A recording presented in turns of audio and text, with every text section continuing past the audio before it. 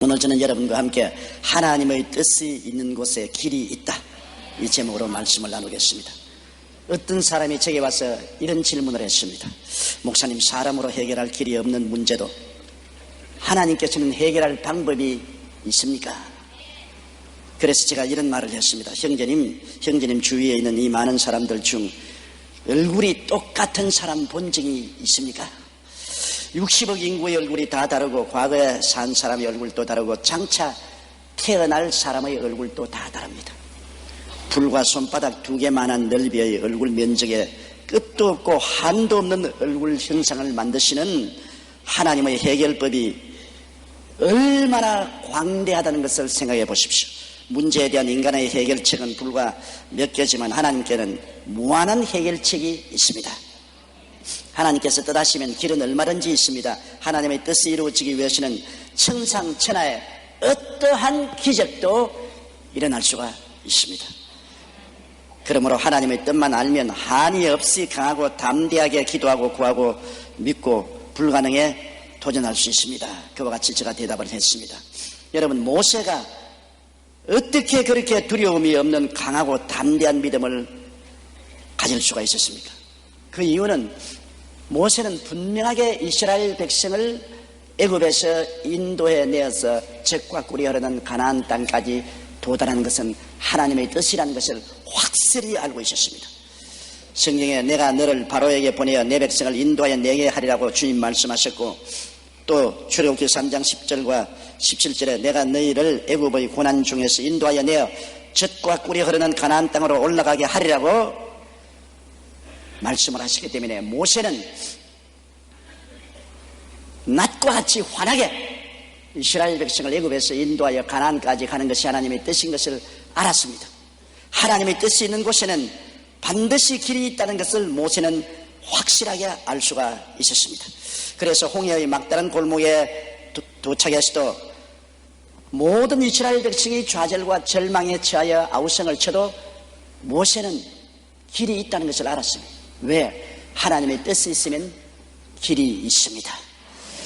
하나님의 뜻이 이스라엘 백성을 애굽에서 인도하여 가나안에 가는 것이 확실한 즉, 아무리 홍해가 앞을 막고 애굽의 바로의 군대가 뒤에 질풍노도와 같이 쳐들어와도 하나님은 해결책을 가지고 있다는 확실한 신념을 가지고 있었습니다. 그래서 모세의 담대한 신앙 고백을 출애굽기 14장 13절로 14절에 읽을 수 있습니다. 모세가 백성에게 이르되 너희는 두려워 말고 가만히 서서 야훼께서 오늘날 너희를 위하여 행하시는 구원을 보라. 너희가 오늘 본 애굽 사람을 또다시는 영원히 보지 못하리라. 야훼께서 너희를 위하여 싸우시리니 너희는 가만히 있을지어다. 이 같은 담대한 선언을 할 수 있는 것은 인간에게는 어떠한 절벽 같은 절망이 다가온다 할지라도 하나님의 뜻이 있는 곳에는 길이 있는 것을 알았습니다. 마침내 모세의 믿음대로 하나님은 길을 내셨습니다. 홍해에 길을 내셔서 육지같이 이스라엘이 건너가게 한 것입니다. 그들이 수르 광야에 들어가서 사할 길을 가나 마실 물이 없어 기갈에 취해서 죽을 지경이었습니다. 그런데 마침 연못물을 만났는데 마셔보니 물이 써서 마실 수가 없었습니다. 마신 사람마다 물을 토하고 배를 안고 뒹굴었습니다. 그들이 다 원망해서 모세야, 이제 우리 목이 말라 다 죽게 되었다. 우리와 짐승들이 다 죽게 되었다. 그러나 모세는 알았습니다. 이스라엘 백성이 애굽 땅에서 나와서 젖과 꿀이 흐르는 가나안 땅에 들어가는 것이 하나님의 뜻인즉 아무리 물이 없고 또 물을 만나서 쓴 연못이라도 하나님은 길이 있다는 것을 알았습니다. 그렇기 때문에 모세는 낙심하지 아니하고 하나님의 뜻이 있는 곳에 길이 있는 것을 알았은즉 믿음으로 기도하고 하나님 성령께서 나무가지를 지시하시는지라 나무가지를 꺾어서 물에 던지니 물이 달아졌습니다. 뜻이 있는 곳에 길은 반드시 생겨나는 것입니다. 광야의 여정에서 어떤 고난이나 장벽이 다가와도 길은 있었습니다. 신명기 1장 29절로 31절에 내가 너희에게 말하기를 그들을 무서워 말라 두려워하지 말라. 너희 앞서 행하시는 너희 하나님 야훼께서 애굽에서 너희를 위하여 너희 목전에서 모든 일을 행하신 것 같이 이제도 너희를 위하여 싸우실 것이며 광야에서도 너희가 당하였거니와 사람이 자기 아들을 아는 같이 너희 하나님 야훼께서 너희의 행로 중에 너희를 안으사 이곳까지 이르게 하셨느니라. 하나님의 뜻이 있으면 어떠한 광야를 지난다 할지라도 하나님이 함께 하셔서 혹은 읍고 강을 건너시고 안고 광야를 지나시더라도 길을 열으신 것입니다. 우리가 이 세상에 살면서 낭패와 실망을 당하고 앞길이 캄캄하게 될지라도 하나님의 뜻만 알면 뜻이 있는 곳에 길은 열립니다. 사람이 그 길을 알 수가 없습니다. 또 알 필요도 없어요. 하나님이 우리를 위해서 예비해 놓은 모든 것을 눈으로 보지 못하고 귀로 듣지 못하고 마음으로도 생각지 못했다함과 같음이라고 말한 것입니다. 크고 비밀한 길입니다. 하나님의 뜻만 알면 길은 열리는 것입니다. 1787년 28세의 영국 하원의원이었던 월리엄 월버포스는 하나님으로부터 노예 해방에 대한 사명을 받았습니다. 당시 노예 무역은 국가 수입원의 3분의 1을 차지할 정도로 중요한 영국 식민지 산업의 기둥이자 근간이었습니다. 국가 안보에도 매우 중요한 역할을 했습니다. 그러나 월버포스는 노예 해방이 하나님의 뜻이라는 것을 확신하고 노예 제도를 폐기하여 온갖 노력을 기울였습니다. 왕족과 귀족, 재벌 같은 기득권층에서 어마어마하게 위협을 하고 중상모략을 했습니다. 그러나 월버포스는 하나님의 뜻이 노예를 해방하는 것이다. 하나님의 뜻이 있은 곳에는 반드시 길이 있다. 영국의 모든 왕족과 귀족과 재벌이 총합세하여 협박하고 공격을 하더라도 노예 해방은 하나님의 뜻이다. 영국의 노예는 해방돼야 된다. 하나님의 뜻이 있는 곳에 길은 있다. 그래서 그는 낙심하지 않았습니다. 매일 아침 기도와 말씀을 묵상하고 오히려 믿음을 돈독히 했습니다. 그는 시와 노래 등을 통해 문화적으로 접근하고 탄원서를 제출하며 노예를 통해 생산된 설탕 불매 운동을 벌였습니다. 이외에도 다양한 방식으로 대중의 여론을 형성해 나갔을 뿐 아니라 하원의원으로 입법활동 등 모든 수단을 총동원해서 하나님의 뜻을 이루고자 노력했습니다. 결국 노예 해방이라는 하나님의 뜻은 그로부터 46년 후인 1833년 영국에서 노예 제도가 폐지된 법안이 통과되었습니다. 그리고 열흘 후 월리엄 월버포스는 하나님의 뜻이 성취되었다는 환희와 감격 속에서 생을 마칠 수가 있었습니다. 그는 하나님의 뜻이 노예 해방인 것을 알았은즉 46년간 뒤로 물러가지 않고 끝까지 믿고 노예 해방을 추구한 결과에 한 사람 월리엄 월버포스의 그 믿음으로 영국의 노예 해방이 합법화되었던 것입니다. 뜻이 있는 곳에는 반드시 길이 있습니다. 비록 한 사람이 깨달은 하나님의 뜻이지만 이에 대한 확신은 위대한 역사를 이룰 수가 있는 것입니다. 그러면 하나님의 뜻을 어떻게 알 수 있습니까? 뜻을 알면은 길은 있는데 하나님의 뜻을 어떻게 알 수 있습니까? 이런 질문을 하실 것입니다. 여러분, 성경은 인간에 대한 하나님의 뜻을 담고 있습니다. 성경을 우리가 하나님의 말씀이라고 말하지 않습니까? 하나님의 말씀은 하나님의 뜻이지요. 창세기부터 계시록까지 하나님은 다양한 형편에 처한 인생들에게 하나님의 뜻을 보여주고 있는 것입니다. 성경에는 주의 말씀은 내 발의 등이요 내 길에 빛이 된다고 말합니다. 하나님 말씀이 등불이 되고 빛이 되어서 하나님께서 우리를 인도하시는 것을 우리에게 보여주시는 것입니다. 하나님의 뜻을 알고 우리가 기도하면 길이 열리는 것이요. 5만 번의 기도 응답으로 유명한 조지 뮬러 목사님은 30세에 고아원을 시작했습니다. 그가 하루 기도하는 동안에 시편 말씀을 읽을 때 하나님의 뜻이 알려졌습니다. 하나님은 고아의 아버지시며 과부의 변호자시라는 이 말씀에 빛이 비쳤습니다. 하나님은 고아의 아버지. 수많은 고아들이 런던 길거리에 방황하는 것을 보고 그는 가슴 아파했지만 이 말씀을 몰랐기 때문에 하나님의 뜻을 몰랐는데 하나님이 고아의 아버지라는 것을 읽자마자 자식을 먹이지 않은 아버지가 어디 있느냐? 하나님은 고아들을 먹이신다.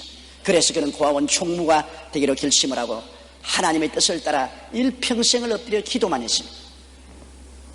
30세 고아원을 시작한 후 93세 세상을 떠나기까지 63년간 오직 하나님을 의지하여 고아원을 운영했습니다. 그 생전의 기도 응답으로 받은 금액만 무려 150만 파운드, 현재 금액으로 400억 원을 한 번도 사람들 앞에 손을 내밀지 않고 오직 엎드려 기도만 함으로 응답을 받았습니다. 왜? 당연히 하나님의 뜻은 하나님이 고아의 아버지시기 때문에 아버지가 자식을 먹인다. 그 한 하나님의 뜻을 알고 믿음으로 3천여 명의 고아원을 먹이고 입히고 교육시켰습니다. 400억 원의 돈이 오직 기도를 통해서 하나님께로부터 응답을 받을 수가 있는 것입니다. 그런데 특이한 것은 뮬러 목사님이 기도하기 전에 반드시 말씀을 통해 하나님의 뜻을 찾았다는 것입니다. 그는 하나님께 드릴 기도의 내용이 성경의 어디에 약속되어 있는가를 꼭 찾아 확인한 후에 기도했지 막연히 기도하지 않았습니다. 뮬러 목사님은 꼭 말씀을 찾아내고 하나님의 뜻에 의해서 기도했습니다. 그러면 하나님이 해결책을 주시는데요. 어떤 때는 기도를 하기 전에 며칠 동안 성경을 찾을 때도 있었습니다. 며칠 동안 성경을 읽으면서 내가 기도하는 이 제목이 하나님 말씀에 약속되어 있는지 찾아보았습니다. 뮬러 목사님은 성경에 하나님의 뜻이 담겨 있다는 것을 알았기 때문에 성경을 통해서 그는 하나님의 뜻을 찾았어요. 오늘날도 여러분, 우리가 하나님의 뜻을 알려면 성경을 잘 상고해 봐야 되는 것입니다. 하나님 말씀을 항상 읽고 듣고 묵상하고 말씀을 통하여 하나님의 뜻을 찾으려고 애를 쓸 때 하나님께서는 말씀을 통하여 우리에게 뜻을 보여주시는 것입니다. 또한 성령님의 인도를 통하여 우리가 하나님의 뜻을 알 수가 있습니다. 하나님의 성령은 꿈이나 환상을 통하여 우리에게 하나님의 뜻을 보여줍니다. 여러분, 예수님을 잉태한 마리아 보십시오. 마리아는 하나님의 천사 가브리엘이 환상 중에 나타나서 예수 그리스도를 잉태하실 것을 보여주셨습니다. 환상을 통해서 하나님의 뜻을 보여주셨습니다. 누가복음 1장 35절에 천사가 대답하여 가로되 성령이 내게 임하시고 지극히 높으신 이의 능력이 너를 덮으시리니 이러므로 나실 바 거룩한 자는 하나님의 아들이라 일컬으리라. 그와 정혼한 요셉이 함께 되기도 전에 마리아가 잉태했다는 소식을 듣고 그는 굉장히 낙심해서 마리아와 약혼을 파혼하려고 했었습니다. 그럴 때 하나님의 뜻이 꿈으로 나타난 것입니다. 마태복음 1장 20절로 21절에 주의 사자가 현몽하여 가로되 다윗의 자손 요셉아 내 아내 마리아 데려오기를 무서워 말라. 저에게 잉태된 자는 성령으로 된 것이라. 아들을 낳으니 이름을 예수라 하라. 보십시오. 마리아에게는 환상으로, 요셉에게는 꿈으로 하나님의 뜻을 보여주신 것입니다. 동방박사가 황금과 무략 유향을 가지고 어린 하나님의 아들 예수 그리스도를 경배하고 난 다음에 꿈에 하나님이 나타나서 헤롯 왕에게로 돌아가지 말고 다른 길로 돌아가라고 지시했습니다. 마태복음 2장 12절을 보면 꿈에 헤롯에게로 돌아가지 말라 지시하심을 받아 다른 길로 고국에 돌아가니라. 꿈을 통해서 동방박사도 하나님의 뜻을 보여줬습니다. 다메섹 도상의 사울에게도 하나님께서 환상을 통하여 나타나신 것입니다. 사도행전 9장 3절로 7절에 보면 사울이 행하여 다메섹에 가까이 가더니 호련히 하늘로서 빛이 저를 둘러 비추는지로 땅에 엎드려져 들음에 소리 있어 가라사대 사울아 사울아 내가 어찌하여 나를 핍박하느냐 하시거늘 대답하여 주여 누시니까 가라사대 나는 내가 핍박하는 예수라. 내가 일어나 성으로 들어가라. 행할 것을 내게 이를 자가 있느니라 하시니 같이 가던 사람들은 소리만 듣고 아무도 보지 못하여 말을 못하고 있었더라. 이 보십시오. 꿈과 환상을 통해서 성령께서는 오늘날도 우리에게 말씀하여 주십니다. 모든 꿈이 다 하나님이 계시는 하나님입니다. 너무 밥을 많이 먹고 소화가 안 돼 자다가 개꿈을 꾸는 사람들도 있어요. 그것을 꿈을 꾸었다 그런 것은 안 되고 꿈에 하나님의 천사가 나타나서 말씀하시든지 예수님이 나타나서 말씀하시든지 분명한 하나님의 계시로 나타나셔서 말씀하실 때가 있습니다. 꿈이나 환상은 우리에게 하나님의 뜻을 알려주는 중요한 수단이 될 수 있는 것입니다. 저는 선교 여행 중 미국의 뉴올리언스에서 아주 놀라운 체험을 한 적이 있습니다.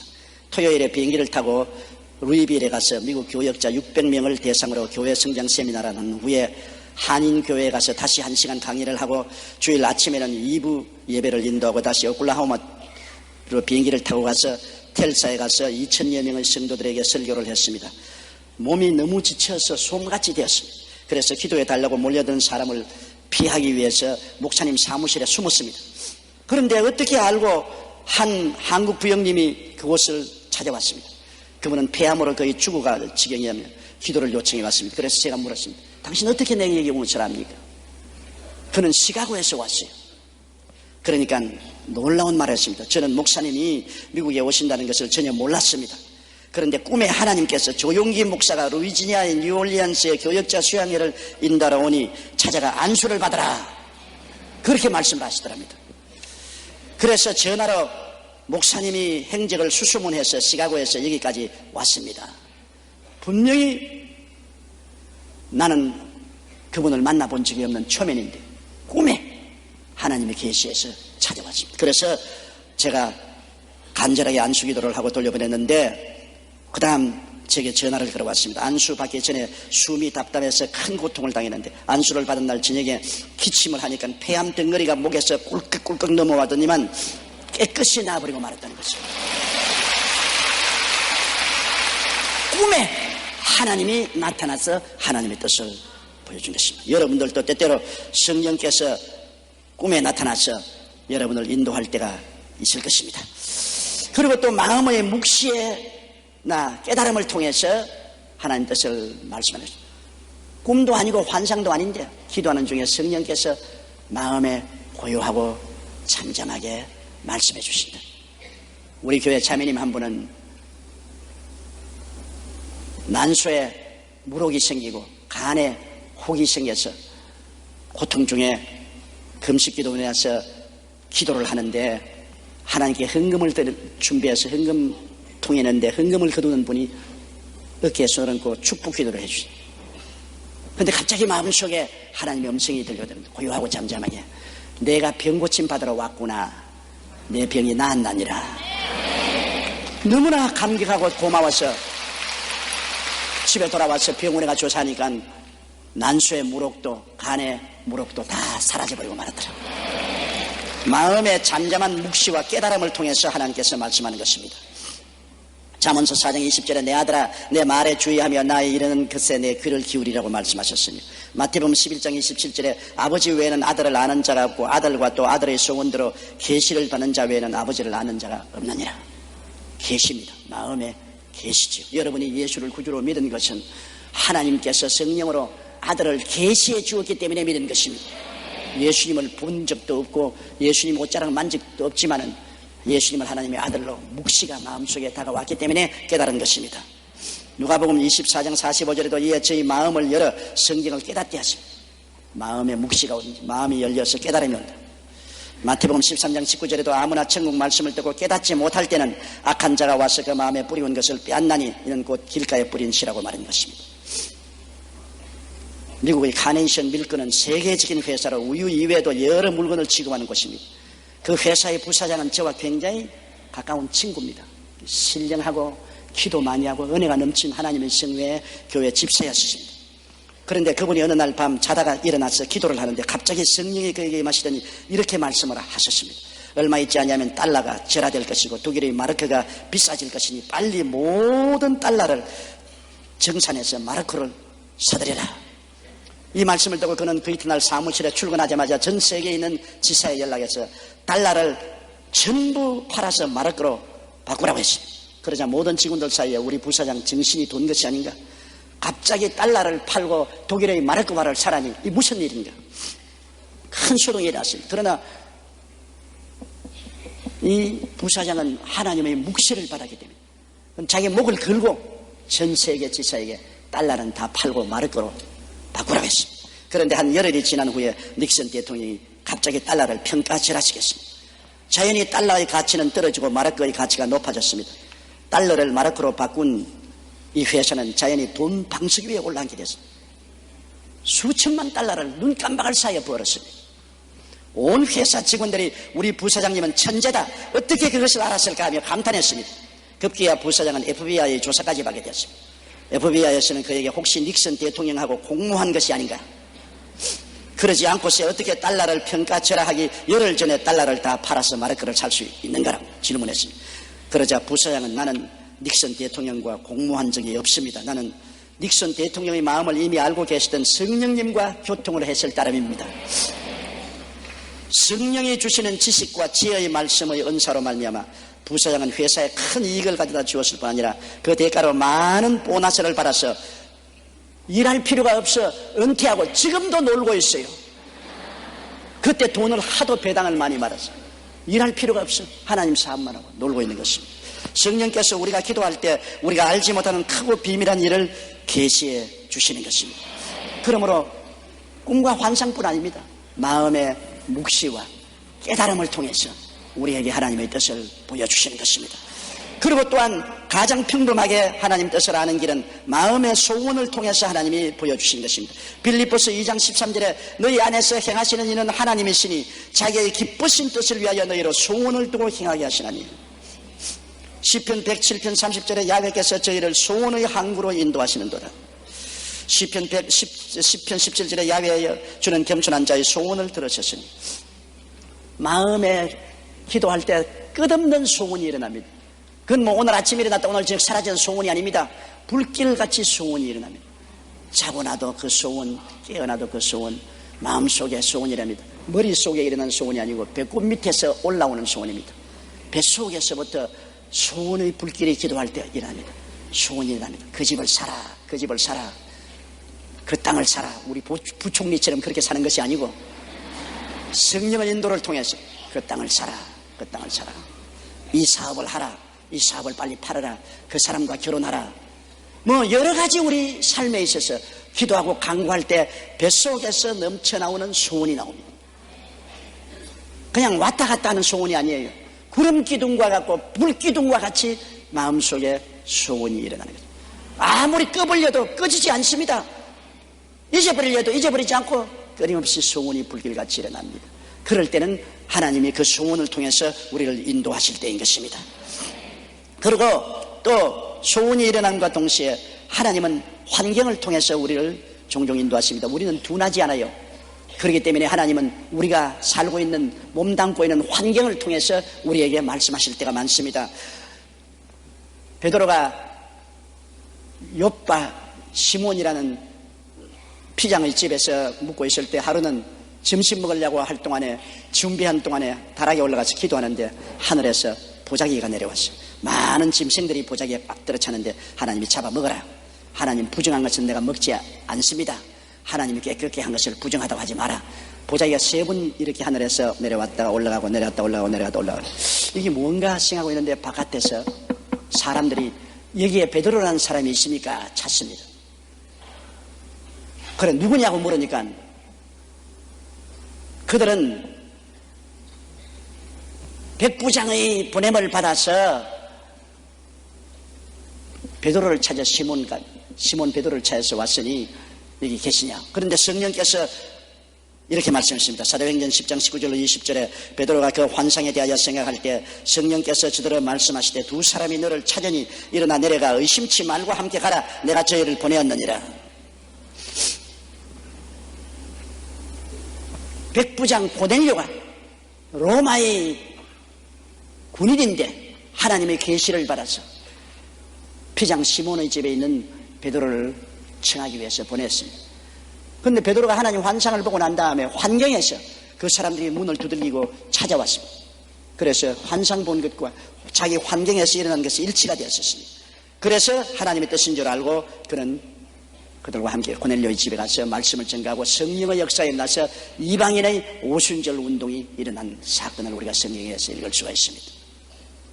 이와 같이 하나님께서는 오늘 말씀을 통하여 꿈이나 환상을 통하여 묵시나 깨달음을 통하여 마음의 소원을 통하여 우리 주위의 환경을 통해서 우리들에게 하나님의 뜻을 보여주시는 것입니다. 우리의 신앙생활에 가장 중요한 것이 하나님의 뜻을 아는 것입니다. 뜻을 알면 길이 열리는 것입니다. 뜻만 알면 어떠한 어려운 여건이 다가와도 길은 열리는 것입니다. 두려워할 필요가 없습니다. 이를 행하는 야훼 그 일을 지어 성취하는 야훼 그 이름을 야훼라는 자가 이같이 일어나라. 너희는 내게 부르짖으라. 내가 내게 응답하겠고 너희가 알지 못하는 크고 비밀한 일을 보여주겠다. 뜻만 알면 크고 비밀한 기적이 일어나는 것입니다. 우리가 하나님의 뜻을 알고 난 다음에는 믿음으로 행해야 되는 것입니다. 하나님의 뜻을 알고는 이제는 눈에는 아무 증거 안 보이고 귀에는 아무 소리 안 들리고 손에는 잡히는 거 없어도 믿음으로 이제 나가는 것입니다. 하나님의 뜻을 알아서 이제 길은 하나님이 여는 것입니다. 내가 여는 건 아닙니다. 내가 방법을 만드는 것이 아닙니다. 뜻을 알면 길이 열린다. 믿음으로 나가는 것입니다. 하나님의 뜻을 알고도 믿지 아니한 열정탐꾼을 보십시오. 하나님의 뜻은 이스라엘 백성이 적과 꿀이 흐르는 땅에 들어가는 것이 하나님의 뜻입니다. 그러면 믿고 들어가야지. 그런데 열정탐꾼은 보니 그곳은 주민을 삼키는 땅이더라. 성은 하늘을 찌르듯이 높고 그곳에 사는 사람들은 네피림의 후손 안악자손 대장부가 살더라. 우리가 그 땅에 들어가 점령할 수 없다. 우리 처자가 포로로 잡힐 것이다. 하나님의 뜻을 알고도 믿지 않았습니다.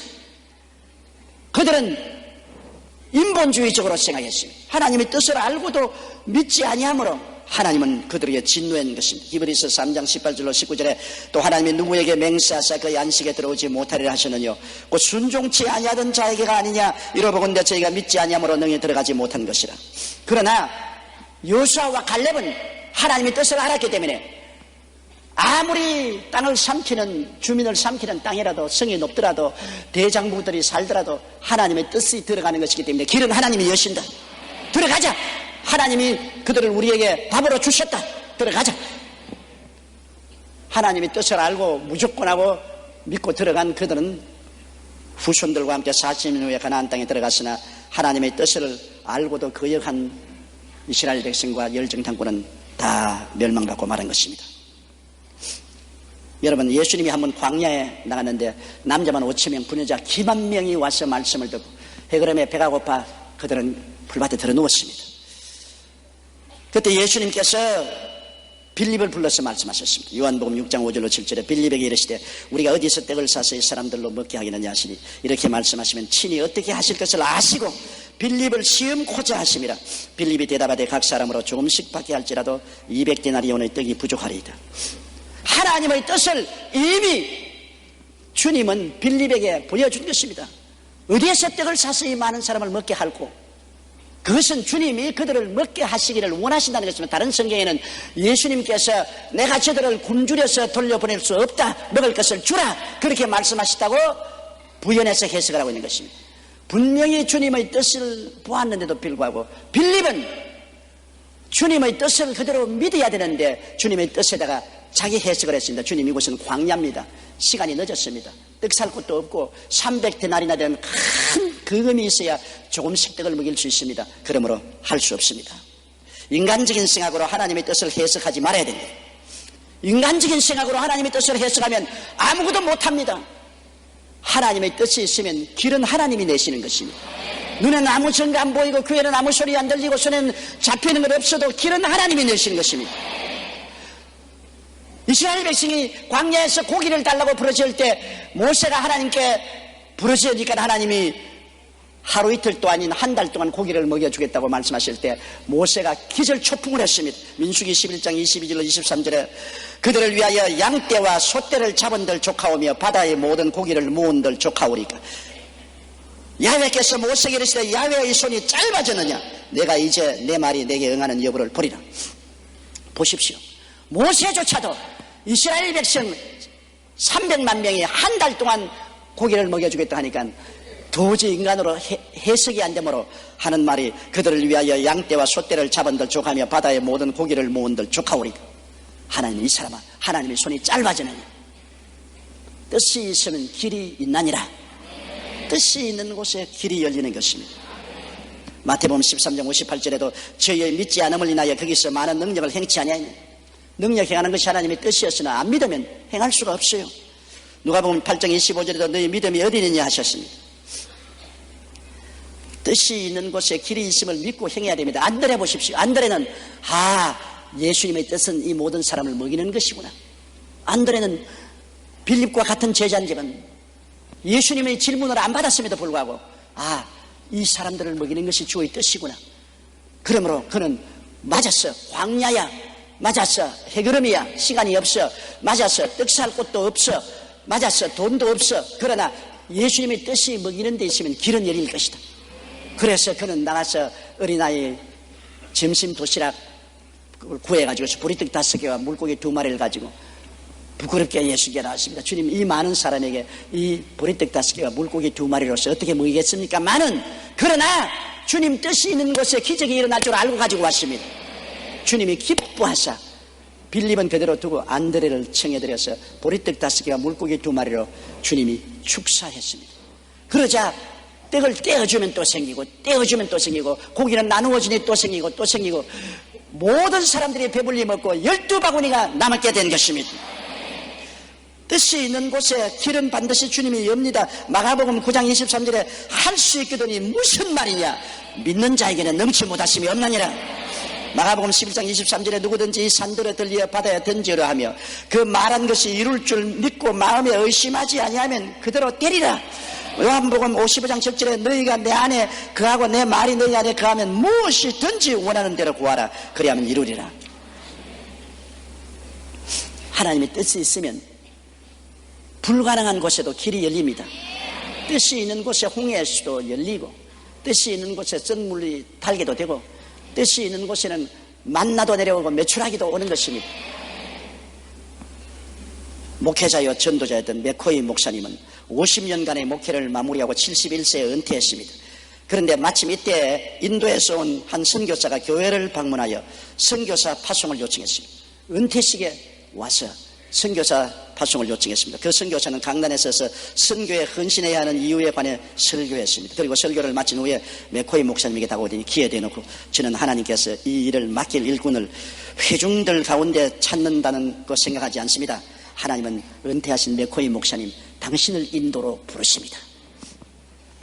맥코이 목사는 깜짝 놀랐습니다. 선교사님, 지금 정신이 있습니까 없습니까? 내 나이 71세, 지금 내가 은퇴식을 하고 있는데 날 보고 새로 인도에 선교사로 오라고요?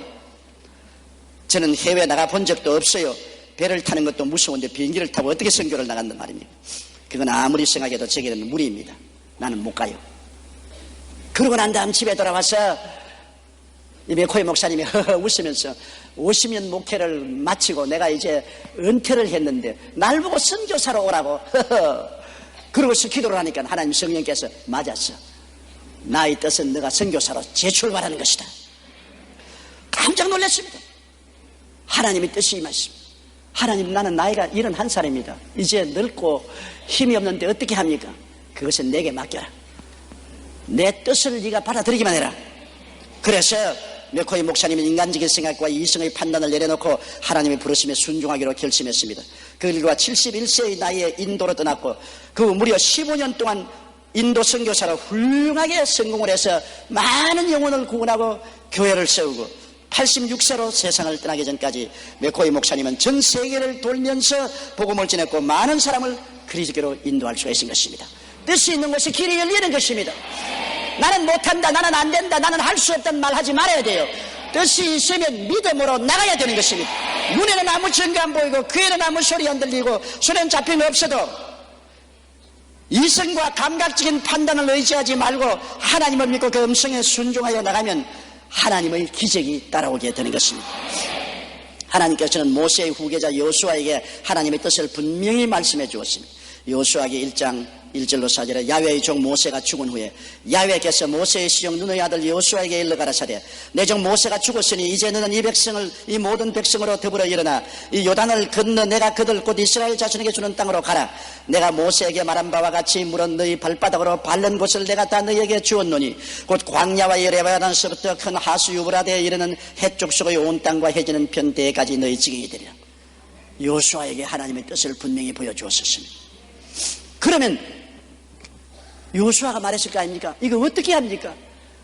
이 무장도 안 된 군중을 거느리고 잘 무장된 가나안의 7쪽에 있는 땅을 어떻게 점령합니까? 그런 질문 안 했어요. 왜? 하나님의 뜻이 있으면 반드시 길이 있습니다.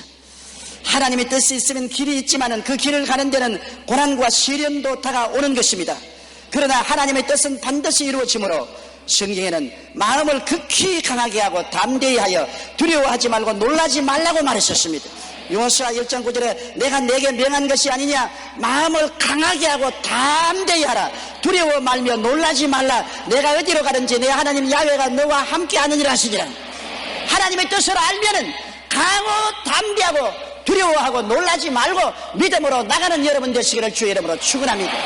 그럴 때 주님은 말씀합니다. 내 믿은 대로 될지어다. 할 수 있거든요. 무슨 말이냐? 믿는 자에게는 능치 못하심이 없나니라. 뜻이 있는 곳에 길이 있습니다. 다 같이 고개 숙여 기도드리겠습니다. 전능하시고 거룩하신 하나님 아버지요, 하나님의 뜻이 있는 곳에는 어떠한 역경이 다가와도 길이 열립니다. 우리가 하나님의 뜻을 알게 도와주시옵시고, 하나님의 뜻을 알면 조금도 낙심하지 말고 뒤를 돌아보지 말고 강하고 담대하고 놀라운 인내력을 가지고 기도하고 나가게 도와주시옵소서. 예수님 이름으로 기도드리옵나이다.